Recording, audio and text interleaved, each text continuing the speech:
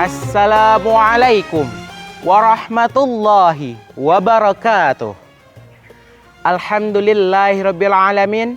Allah Subhanahu wa taala telah memberikan kesempatan untuk kita melanjutkan materi kita yang kemarin tentang apa saja alasan-alasan orang beriman sangat sedih ketika Ramadan telah berakhir.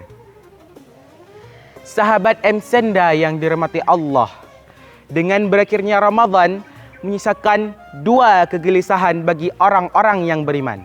Salah satunya ialah kekhawatiran tidak diterimanya amal oleh Allah Subhanahu wa taala.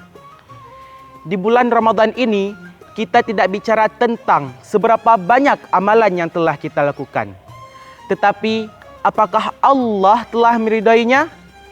Para salaf saja sampai berdoa selama 6 bulan setelah Ramadan telah berakhir agar amal mereka diterima oleh Allah Subhanahu wa taala.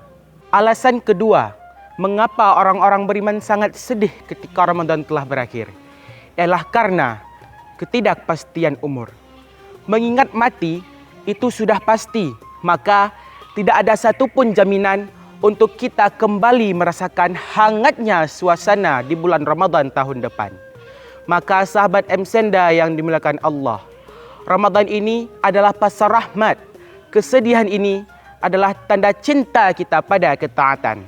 Namun, jangan biarkan semangat kita layu.